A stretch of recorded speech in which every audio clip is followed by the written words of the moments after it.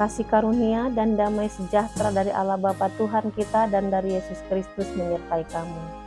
Amin. Shalom Bapak Ibu yang dikasihi Tuhan Yesus Kristus. Firman Tuhan yang menjadi renungan bagi kita hari ini tertulis dalam 1 Yohanes 4 ayat 14, demikian dikatakan, "Dan kami telah melihat dan bersaksi bahwa Bapa telah mengutus anaknya menjadi juru selamat dunia." Demikian firman Tuhan.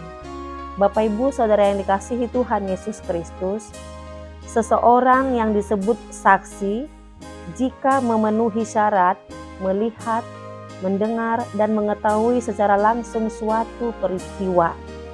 Artinya, dia mengalami langsung peristiwa yang disampaikannya. Dan kesaksian seperti itu adalah kesaksian yang benar. Dan isi kesaksiannya adalah kebenaran. Kesaksian yang benar dan berisi kebenaran sangat dibutuhkan untuk memberi kejelasan seperti cahaya yang menyinari kegelapan. Kesaksian yang seperti inilah yang dapat menjaga umat dari ketersesatan. Jemaat di gereja mula-mula saat itu mengalami krisis akibat munculnya orang-orang yang mau mengaburkan berita Injil. Para penyesat itu mengaku membawa firman Tuhan, tetapi sesungguhnya ingin mengambil keuntungan dari pemberitaan yang mengatasnamakan Tuhan. Rasul Yohanes menyebut mereka adalah nabi palsu dan antikristus. Awalnya mereka adalah anggota jemaat, tetapi kemudian memiliki motivasi curang dengan menjadi pemberita tanpa adanya pengutusan dari para rasul Kristus. Bahkan yang mereka ajarkan tidak bersesuaian dengan Injil Yesus Kristus. Oleh sebab itulah, Rasul Yohanes menegaskan dan mengingatkan jemaat bahwa segala sesuatu ajaran dan pemberitaan yang tidak mengarah kepada Kristus adalah dusta yang berasal dari roh antikristus. Sekalipun mereka membawa ajaran dengan mengatasnamakan Tuhan Yesus, tetapi buah dari ajaran mereka harus diperhatikan dengan seksama. Apakah benar Kristus yang dipermuliakan atau bukan?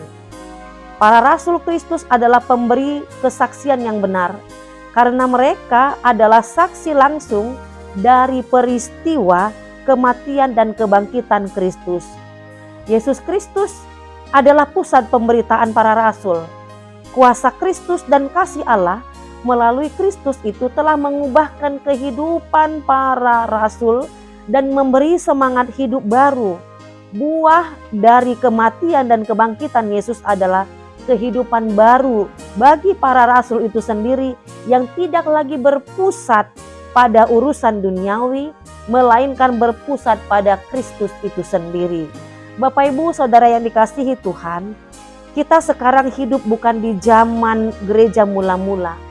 Para rasul Kristus yang adalah saksi langsung peristiwa kematian dan kebangkitan Yesus tidak ada lagi di zaman sekarang ini.